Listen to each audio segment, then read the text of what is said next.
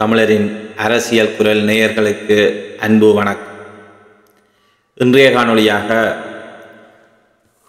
அமரர் அமிர்தலிங்கம் மங்கையர்க்கரசி அவர்களின் நினைவு இல்லம் நினைவுத்தூவி திறப்பு விழா தொடர்பான காணொளியை நாங்கள் தரிசிப்போம். அமரர் அமிர்தலிங்கம் மங்கையர்க்கரசி அவர்களின் நினைவுள்ள திறப்பு விழா வடமாகாண ஆளுநர் நாகலிங்கம் வேதநாயகம்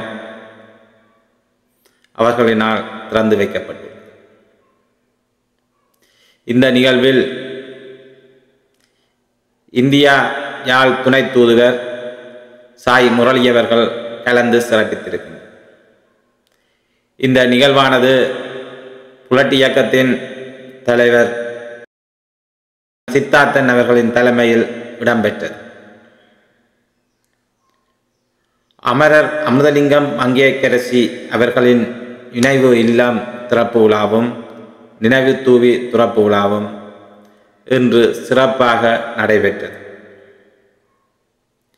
யாழ்ப்பாணம் மூலாயில் அமைந்துள்ள அவர்களது இல்லத்தில் அவ்வில்லம் புனரமைக்கப்பட்டு அவ்வில்லம் நினைவில்லமாக பிரகடனப்படுத்தப்பட்டிருக்கின்றது. தமிழரசு கட்சியின் ஒரு செயற்பாட்டு வீரனும் முன்னாள் நாடாளுமன்ற உறுப்பினருமான அமிர்தலிங்கம் அவர்கள் தமிழ் அரசியல் பரப்பில் எதிர்க்கட்சி தலைவராக இருந்த ஒரு தமிழ் அரசியல்வாதியாவர். அவ்வாறு தமிழ் அரசியலில் ஒரு பிரபல்யமான அரசியல்வாதியாக இலங்கையின் எதிர்க்கட்சி தலைவராக அமிர்தலிங்கம் அவர்கள் திகழ்ந்திருக்கின்றார். அமிர்தலிங்கம் அவர்களின் மரணம் தமிழ் அரசியல் வரலாற்றில் ஒரு துன்பியல் நிகழ்வாக பதிவாகியிருப்பது இன்றைய நாளில் ஒரு வேதனைக்குரிய நினைவுகளை தமிழ் அரசியல் வரலாறு சுமந்திருக்கின்றது. அமரர் அமிர்தலிங்கம் மங்கையர்க்கரசி நினைவு இல்லம் இன்றைய நாள் சிறப்பான முறையில் திறந்து வைக்கப்பட்டுள்ளது. இந்நிகழ்வுக்கு தமிழ் அரசியல்வாதிகள் பலரும் கலந்து சிறப்பித்திருக்கின்றனர். பல தமிழ் அரசியல்வாதிகள் மூத்த தமிழ் அரசியல் தலைவரான அமிர்தலிங்கம்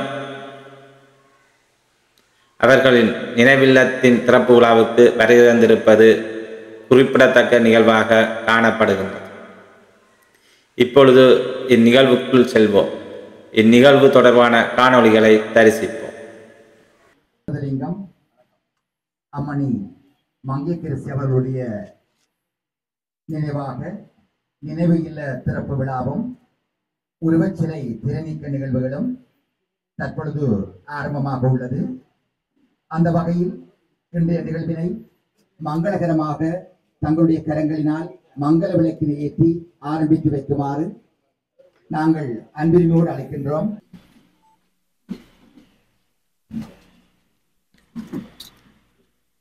தொடர்ந்து தென்னிந்திய திருச்சபையினுடைய பேராயர் மதிப்பார்ந்த பத்மகுணாளன் அவர்களையும் தங்களுடைய கரங்களினாலே மங்கள விளக்கினை ஏற்றி மங்களகரமாக நிகழ்வை ஆரம்பித்து வைக்குமாறு வேண்டிக் கொள்கின்றோம்.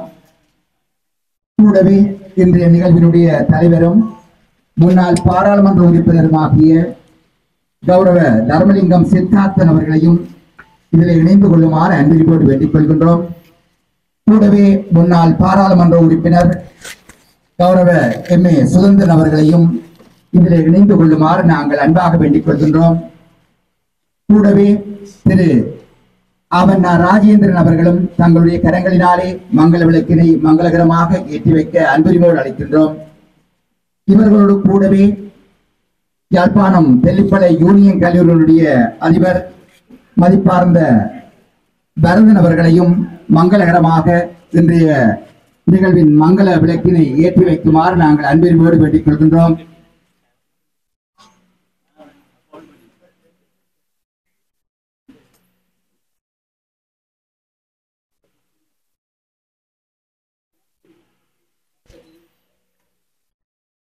இவர்களோடு திருவாளர் டான் குடும்பம் சார்பாக மதிப்பார்ந்த புகநாதன் அவர்களையும் தங்கள் கரங்களினாலே மங்கள விளக்கினை ஏற்றி இந்த நிகழ்வினை ஆரம்பித்து வைக்குமாறு நாங்கள் அன்பறிவோடு வேண்டிக் கொள்கின்றோம்.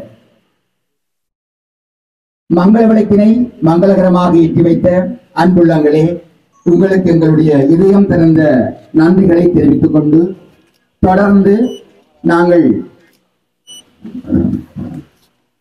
மௌன வழக்கத்திற்கு தயாராகின்றோம். இதுவரை காலமும் தமிழர் விடியலுக்காகவும் தமிழர் உரிமைக்காகவும் உலகெங்கும் தங்கள் குரல்களை உரக்க ஒலித்து இன்று உறங்கிக் கொண்டிருக்கின்ற அத்தனை உள்ளங்களையும் மனதிலே இருத்தி எங்கள் தலைகளை புரிந்து அகவணக்கம் செலுத்துவோம். கூடவே அண்மையில் அமரத்துவம் அடைந்த தமிழரசு கட்சியினுடைய முன்னாள் தலைவர் மறைந்த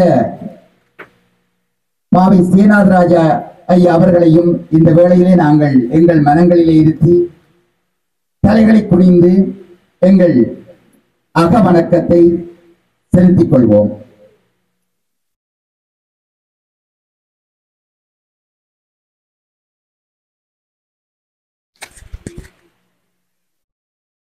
நன்றி நிறைவு செய்து கொண்டு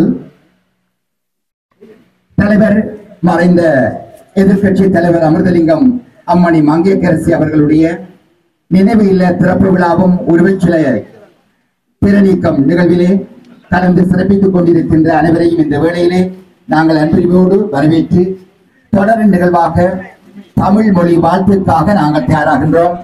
எனவே தமிழ் மொழி வாழ்த்தினை இசைப்பதற்காக வாழ்க தமிழ் மொழி வாழிய வாழியவே வானமளந்த தனைத்துமளந்திடம் மண்மொழி வாழியவே கடல் வைப்பினும் தன்மணம் வீசி இசை கொண்டு வாழியவே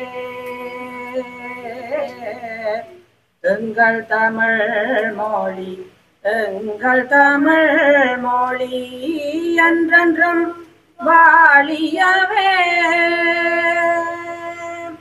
சூழ்களி நீங்க தமிழ் மொழியோங்க துலங்குக வையகமே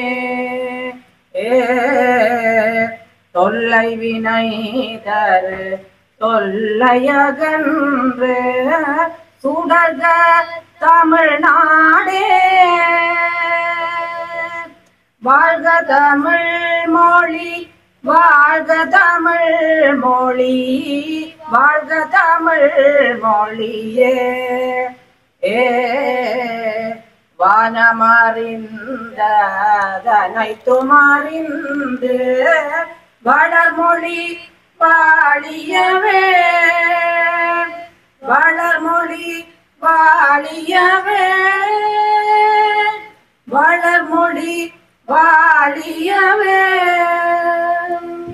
சிலை புறநீக்கத்தை தொடர்ந்து தற்பொழுது உருவச்சிலைக்கு மலர் மாலை அணிவித்து கௌரவப்படுத்தப்படுகின்றது.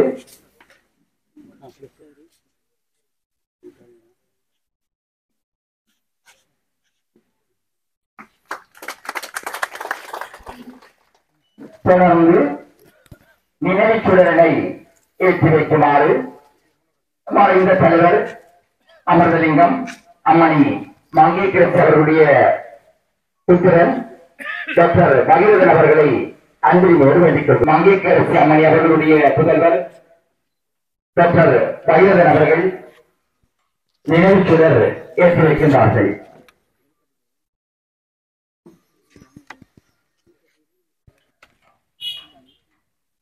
இன்றைய நிகழ்விலே கலந்து சிறப்பித்துக் கொண்டிருக்கின்ற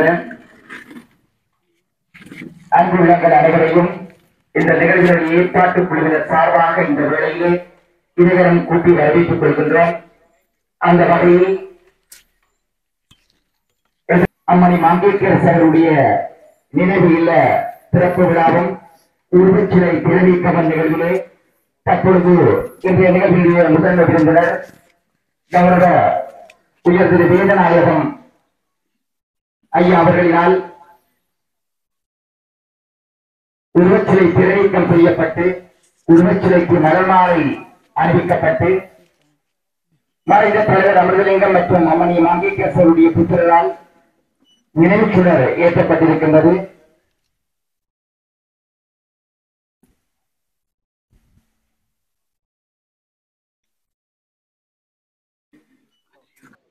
அனைவருக்கும் வணக்கம். இந்த நிகழ்வில் கலந்து கொண்டிருக்கும் வடமாகாண ஆளுநர் பிரதம விருந்தினர் திரு நாகலிங்கம் வேதநாயகன் அவர்களே, இன்னும் வந்து சேராமல் வந்து கொண்டிருக்கும் இந்திய யாழ்ப்பாண துணை முதல்வர் திரு கௌரவ சாய் முரளி அவர்களே, இங்கு குழுமியிருக்கும் நமது அமிர்தலிங்க நினைவு அறக்கட்டளையின் உறுப்பினர்களே, நம்முடைய உறவினர்களே, எனது தந்தையை ஒரு காலத்தில் அறிந்து அவருடன் பயணித்தவர்களே, உங்கள் அனைவருக்கும் எனது அன்பார்ந்த வணக்கம். இந்த ஒரு சில வார்த்தைகள் எனது வரவேற்புரையில் நான் கூறலாம் என்று நினைக்கிறேன்.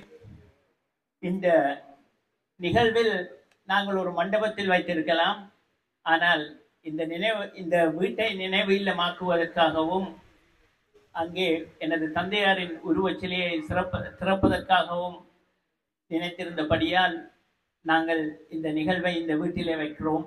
இதனால் ஏற்படும் இடநெருக்கடிக்காகவும் சில சிக்கல்களுக்காகவும் நான் மன்னிப்பு கேட்டுக்கொள்கிறேன். இந்த வீடானது 1959ஆம் ஆண்டு நான் பிறந்த வருடம், அந்த வருடம் அத்திவாரமிடப்பட்டு எனது தந்தையாரால் கட்ட ஆரம்பிக்கப்பட்டது. அப்ப இந்த வயசை நீங்க ஊகித்துக் கொள்ளலாம்.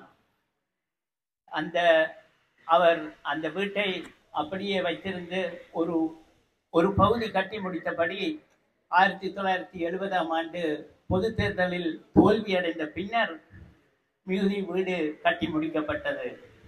அது 1974ஆம் ஆண்டு கட்டி முடிக்கப்பட்டது. அப்படி இல்லாமல் இருந்திருந்தால் அரசியல் வேகம் பெற்ற காலத்தில் அவரால் அதை கட்டி முடித்திருக்கவே முடியாது. இதற்கு காரணம் அவருடைய சொத்து அன்று இருந்தது இந்த வீடு ஒன்றுதான். அதுவும் கூட எனது தாயாரின் பெயரில் இருந்தது. ஏனெனில் சிந்தனை சிற்பி திரு கதிர்வேற்பிள்ளை அவர்கள் ஒரு கட்டத்தில் குறிப்பிட்டார், எனது தந்தையாருடைய சட்ட எதிர்ப்பு நடவடிக்கைகளால் இந்த வீடு அவர்களுடைய சொத்து பறிமுதலாகலாம். ஆகவே இந்த வீட்டை எனது தாயாரின் பெயரில் இருப்பதுதான் சரியாக இருக்கும் என்று கூறி இதை எனது தாயாரின் பெயரில் மாற்றி எழுதியிருந்தார். இந்த வீட்டில் யுத்த காலத்தில் நாம் அனைவருமே பாதிக்கப்பட்டிருக்கிறோம். வடகிழக்கு மட்டுமல்ல, முழு இலங்கையுமே யுத்தத்தால் பாதிக்கப்பட்டிருந்தது. அதை நாங்கள் மீள தயார்படுத்தி விட்டோம். வீடு சரியாக இருக்கிறது. ஆனால் எனது தந்தையாரின் 45-50 வருட அரசியல் சரித்திரம், அங்கே இருந்த ஆவணங்கள் அத்தனையும் அளிக்கப்பட்டது. அந்த ஆவணங்கள் இப்பொழுது இங்கே காட்சிப்படுத்தப்பட்டிருக்கும் புகைப்படங்கள் நான் இந்தியாவிற்கு எமது போராட்டம் சம்பந்தமான பிரசாரங்களை செய்வதற்காக கொண்டு சென்றிருந்த ஆவணங்களை தான் இப்பொழுது இங்கே மிகுதியாக இருப்பது நாம் பயன்படுத்துவது. இந்திய யாழ்ப்பாண துணை தூதுவர் கௌரவ சாய் முரளி அவர்கள் வந்து கொண்டிருக்கிறார்கள். அன்னாரை நாங்கள் வருக வருக என வரவேற்கிறோம்.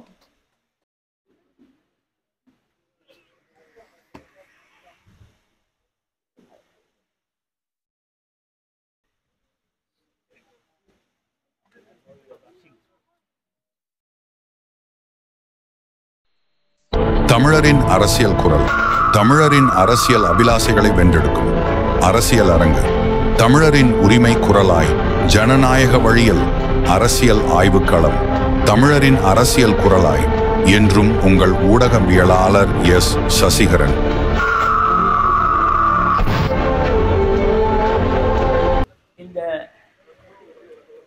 ஆகவே இங்கே நாங்கள் காட்சிப்படுத்தப்பட்டிருக்கும் புகைப்படங்கள் என்னால் பாதுகாக்கப்பட்டிருந்த புகைப்படங்களாகும்.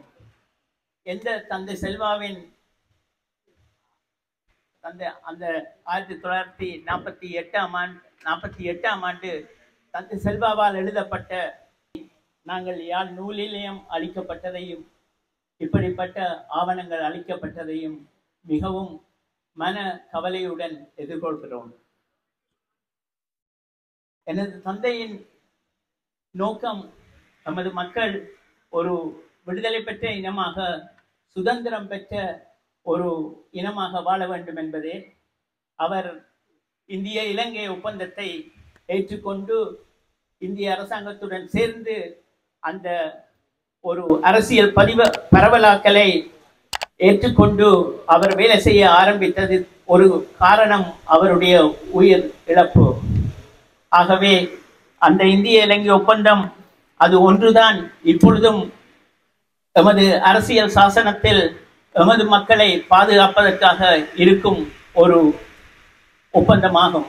அதை தவிர வேறு எதுவுமே ஒரு டாக்குமெண்டேஷனாக ஒரு ஒரு ஒரு காத்திரமான ஒரு உறுதியாக இல்லாத நிலையில் தான் நாங்கள் வாழ்ந்து கொண்டிருக்கிறோம்.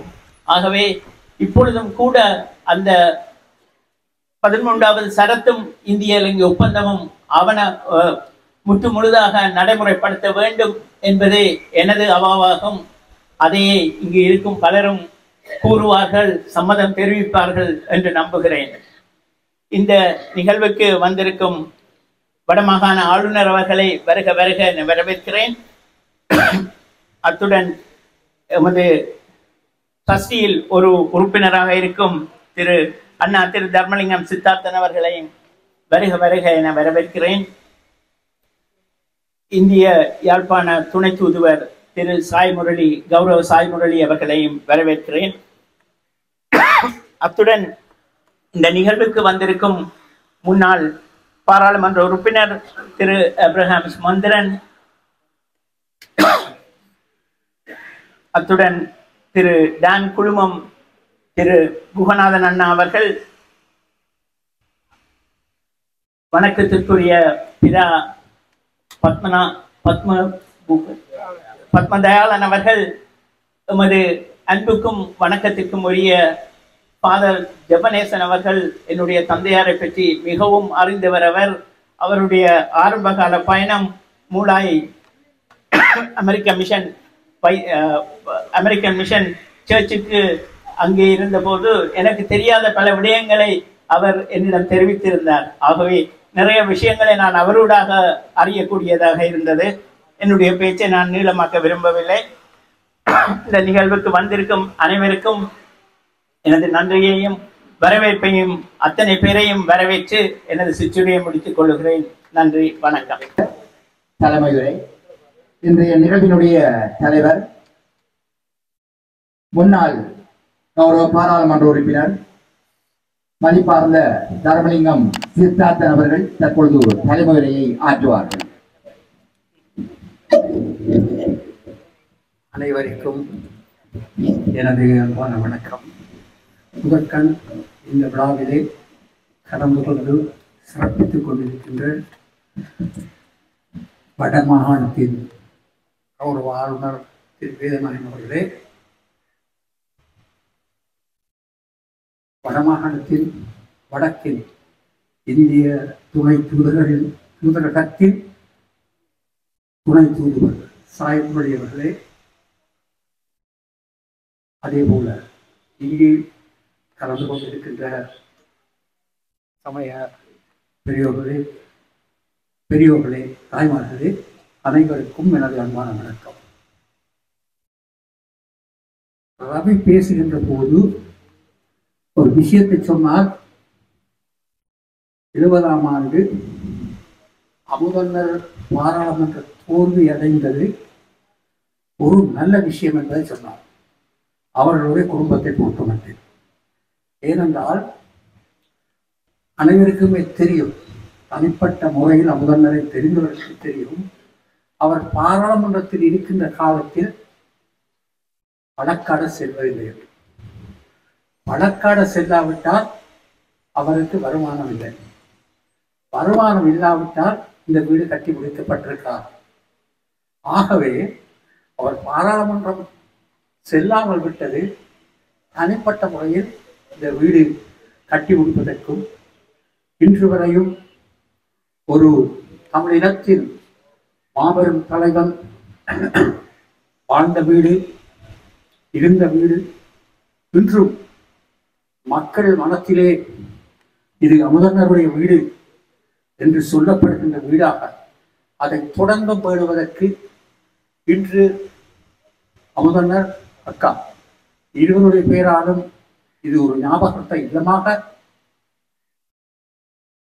உருப்பெற்று அங்கே ஒரு அமுதனுடைய உருவ சிலை நேர்த்தியாக செய்யப்பட்ட ஒரு சிலை வைக்கப்பட்டிருக்கின்றது.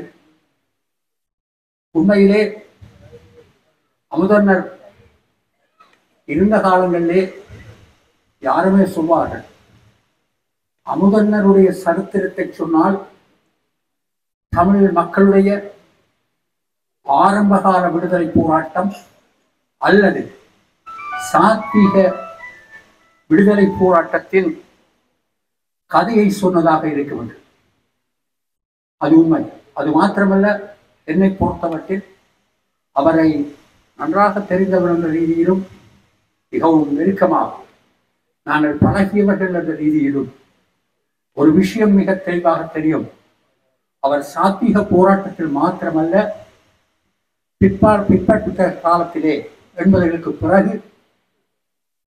இந்த ஆயுத போராட்டங்கள் எல்லாம் வந்த போது அதனுடைய தலைவர்கள் மிக நெருக்கமாக அண்ணன் அமுதலிங்கம் அவர்களிடம் வந்து இந்த வீட்டிலே இருந்து விவாதித்துக் கொண்டிருப்பதை நான் பார்த்திருக்கின்றேன்.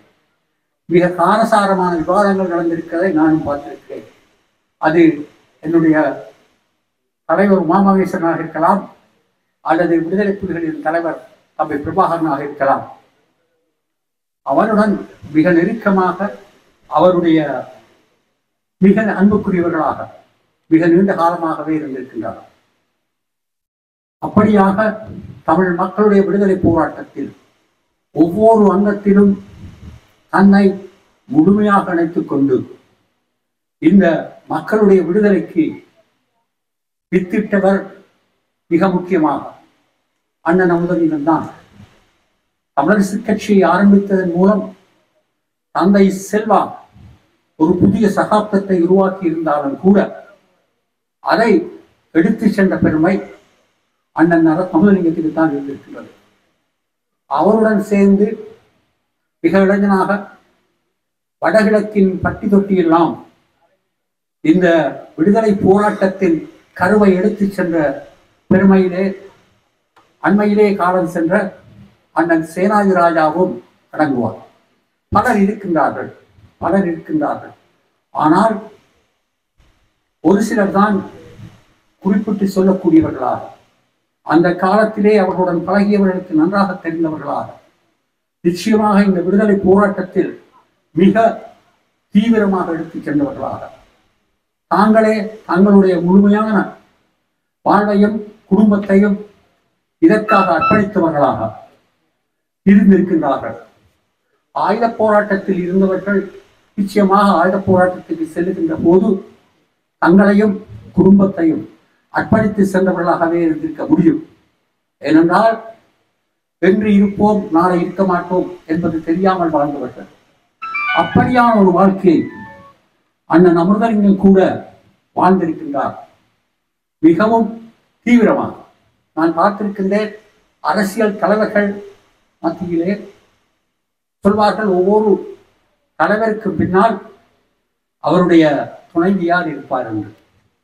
நிச்சயமாக அக்கா அவருடைய முன்னேற்றத்திற்கும் அல்லது அவருடைய அர்ப்பணிப்புக்கும் போராட்டத்திற்கான தன்னுடைய அர்ப்பணிப்புக்கும் அவர் நிச்சயமாக பின்னால் இருக்கவில்லை.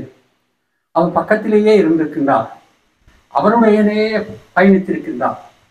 அவருடனே பயணித்து இந்த போராட்டத்தில் தானும் முழுமையான அர்ப்பணிப்பு கொடுத்திருக்கின்றார்.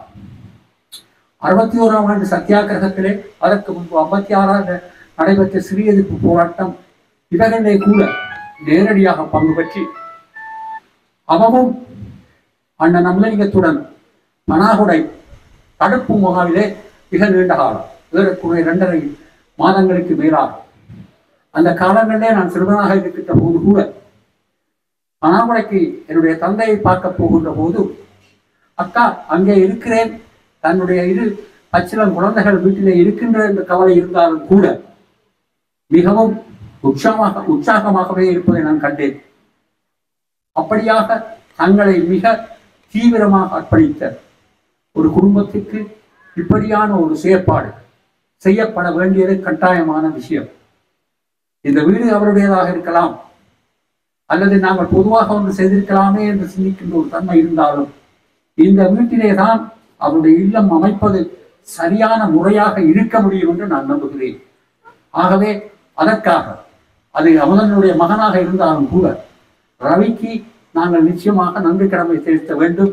இந்த ஒரு நல்ல செயற்பாட்டை செய்ததற்கு நன்றி கூறி விடைபெறுகிறேன். நன்றி, வணக்கம். தாங்கிக் கொண்டிருக்கின்ற முன்னாள் பாராளுமன்ற உறுப்பினர் திரு தர்மலிங்கம் சீதாதன் அவர்களை மற்றும் முந்தைய நிகழ்விலே கலந்து சிறப்பித்துக் கொண்டிருக்கின்ற இந்திய துணை தூதுவர் கௌரவ சாய் முரளி அவர்களை மற்றும் நிகழ்விலே கலந்து கொண்டிருக்கின்ற வணக்கத்துக்குரிய ஆயர் அவர்களை, வணக்கத்துக்குரிய முன்னாள் ஆயர் அவர்களை மற்றும் இங்கு வருகின்ற பெரியோர்களை உங்கள் அனைவருக்கும் அன்பான வணக்கம். நான் ஆளுநராக இல்லாமல் நாகலிங்கம் அவர்களுடைய மகன் என்ற ரீதியிலே தான் இதை கலந்து கொள்வதற்கு நான் மகிழ்ச்சி பெருமை அடைகிறேன். ஏனென்றால் என்னுடைய தகப்பனர் தந்தை செல்வாவுடனும் மறைந்த அமுதலிங்கம் ஐயா அவர்களுடன் மிக நெருங்கி பழகியவர். அடிக்கடி எனக்கு ஞாபகம் இருக்குது, அவர் இங்கே மூளைக்கு வாழ்ந்தால் அந்த இந்த கிளிப்பள மூளை ரோட்டுக்கு நடந்து போய் தான் அவர் சைக்கிள் விட மாட்டார், நடந்து போய் அங்கேருந்து பஸ் எடுத்து இங்கே வருவார், வந்து சந்திப்பார். அந்த நேரம் அவர் நடுக அந்த 2 பேர்லேயும் ஒரு இணையாத ஒரு அன்பும் அளவும் வைத்திருந்த ஒரு நடுக. அவர்களை பற்றி தான் எங்களுக்கு பல கதைகளை எங்களுக்கு சொல்லி இளமையிலிருந்து தந்தை செல்வாவை பற்றியும்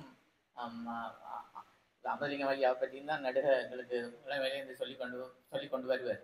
அதை இப்போ அப்பொழுது தலைவர் அந்த இதுக்கு பேசிய அமுதலிங்கம் ஐயா அந்த மகன் பேசிய போல அவர் எங்களுக்கு சொல்லுவார். அவர் அந்த 70ஆம் ஆண்டு தேர்தலில் தோற்ற பின்னர் தான் அவருடைய கடன்கள் அடிக்கப்பட்டதாக தனக்கு அமுதலிங்கம் அடிக்கடி சொல்லுவார் என்று சொல்லி. ஏன்னா அந்த காலத்தில் தான் அந்த வழக்கல் பேசி தன்னுடைய கடன்களை, அதாவது வீடு கட்டுற அந்த கடன்களை எல்லாம் அந்த காலத்தில் தான் நான் விட்டோம் அடைச்சது என்று சொல்லி, அது அந்த பாராளுமன்றத்தில் இருந்திருந்தால் அது வெற்றி பெற்றிருந்தால் அந்த கடன்களை அடைச்சிருக்க முடியாது. அப்படியான ஒரு சந்தர்ப்பமாக இருந்திருக்கும். அப்படியான ஒரு மற்றவர்களுக்கு அந்த ஒரு முன்மாதிரியாக, அதாவது பழைய அந்த காலத்தில் அந்த பெயர் பெற்றவர்கள் அதான் நேர்மை என்பது மிக முக்கியமான, அதான் எல்லாராலும் மதிக்கப்பட்டது நேர்மை தான். அது நேர்மையானவர்களாக இருந்திருக்கிறார்கள், மற்ற சொல்லும் செயலும் மிக்கவர்களாக இருந்திருக்கிறார்கள். அதான் பெருமை தரக்கூடிய ஒன்று. அவருடைய நாங்கள் அப்போ இளமையில் நினைக்கிறேன் 75ஆம் ஆண்டு இடைத்தேர்தலில் தந்தை செல்வா அந்த இடைத்தேர்தல் நடந்த பொழுது அந்த கூட்டங்களுக்கு நாங்கள் அடிக்கடி போகிறது வழக்கம். இவர் பேச்சுக்களை கேட்கறதுக்காக தான்.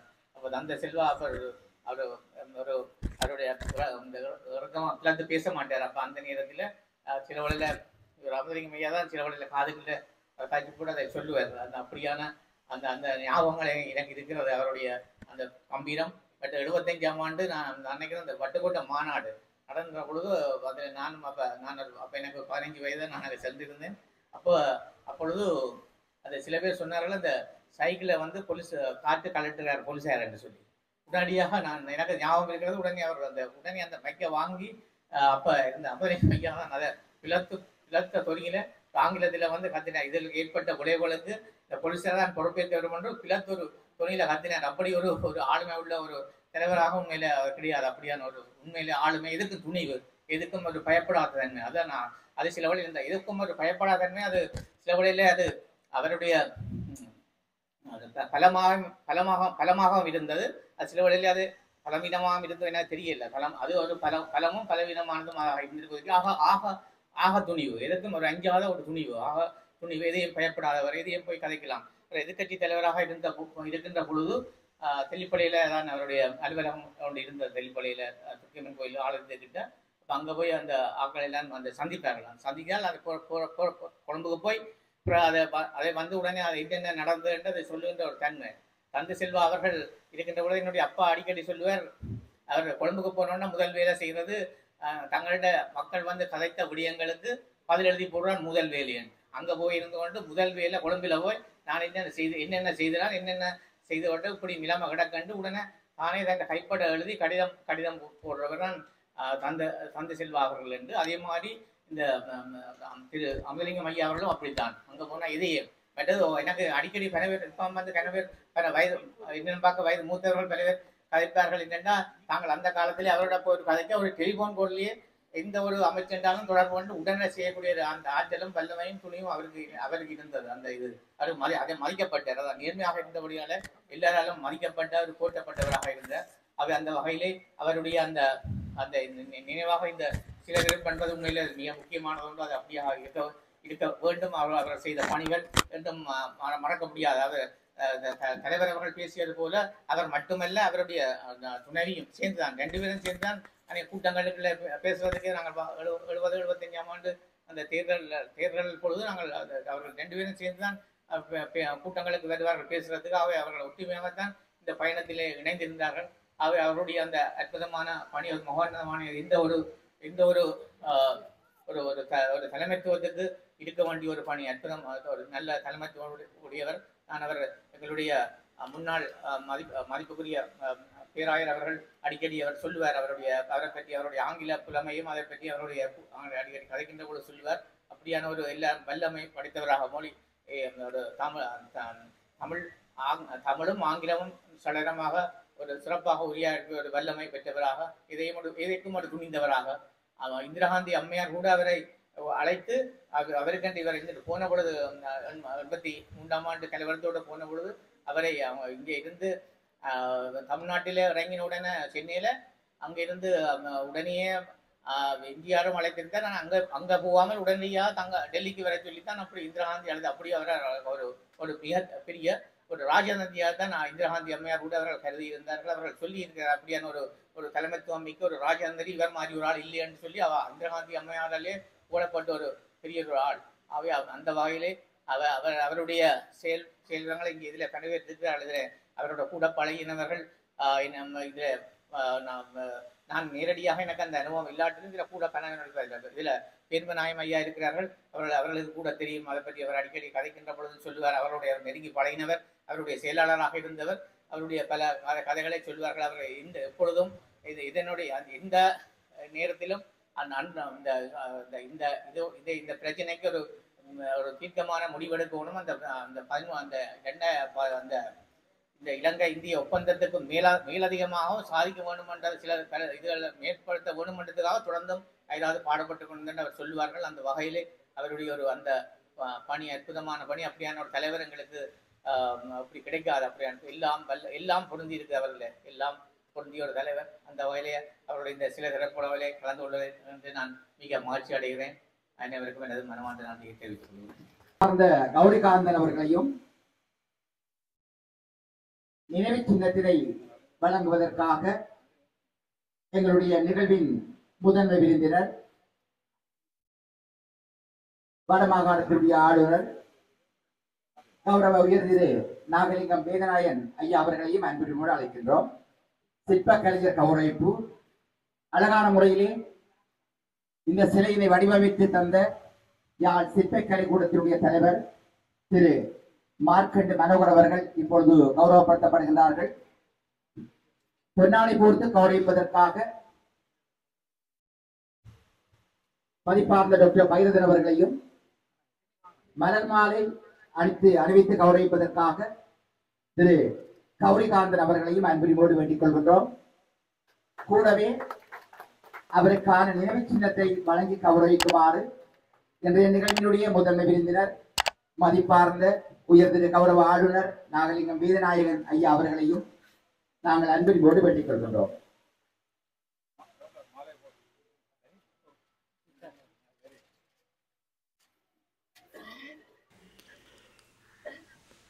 தமிழ் அரசியல் வரலாற்றில் பெரும் தலைவனாக திகழ்ந்த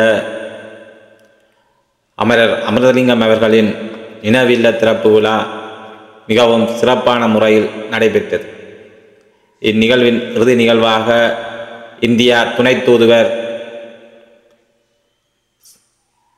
சாய் முரளி அவர்களின் உரையுடன் நிறைவு பெற்றது. இந்நிகழ்வுக்கு பெருமளவிலான மக்கள் கலந்து கொண்டிருந்தார். தமிழ் அரசியல் தலைவர்களும் இந்நிகழ்வில் கலந்து கொண்டிருந்தார். இந்நிகழ்வு சிறப்பான முறையில் இடம்பெற்றது. இந்நிகழ்வினை அமரர் அமிர்தலிங்கம் மங்கேற்கரசி அறக்கட்டளையினரால் ஒழுங்கு செய்யப்பட்டது. இந்நிகழ்வினை அமிர்தலிங்கம் பகிரதன் அவர்கள் ஒழுங்கமைத்து இந்நிகழ்வை நடத்தியிருக்கின்றார். தமிழரின் பெரும் அரசியல் தலைவனாக திகழ்ந்த அமரர் அமிர்தலிங்கம் அவர்களின் நினைவுகளுடன் அவரின் நினைவுகளை சுமந்து அவரின் ஆத்மா சாந்திக்காக நாங்கள் அனைவரும் பிரார்த்திப்போமாக. தமிழரின் அரசியல் குரல் யூடியூப் சேனல் உருவாக்கத்திற்கும் அதன் வளர்ச்சிக்கும் உங்கள் ஆதரவினையும் பங்களிப்பினையும் எதிர்பார்க்கின்றோம். இது எமது இனத்தின் உரிமைக்கும் விடுதலைக்குமான ஊடகத் தளமாகும். இவ்தளத்தினை பின்தொடருமாறும் தமிழரின் அரசியல் குரல் யூடியூப் தள குழுவில் இணைந்து கொள்ளுமாறும் அன்புடன் கேட்டுக்கொள்கின்றோம். நீங்கள் எமது குழுவில் இணைந்து கொள்ள சப்ஸ்கிரைப் செய்யுமாறு அன்புடன் வேண்டுகின்றோம். அதேவேளை பெல்வட்டினையும் அமர்த்துங்கள். அப்பொழுது எமது பதிவுகள் குறும் செய்தியாக தங்களை வந்தடையும். எமது தளத்தினை உங்கள் நண்பர்களுடன் பகிர்ந்து அறிமுகம் செய்து வைக்குமாறு கேட்டுக்கொள்கின்றோம். தமிழரின் அரசியல் குரலாய் என்றும் உங்கள் ஊடகவியலாளர் எஸ். சசிகரன்.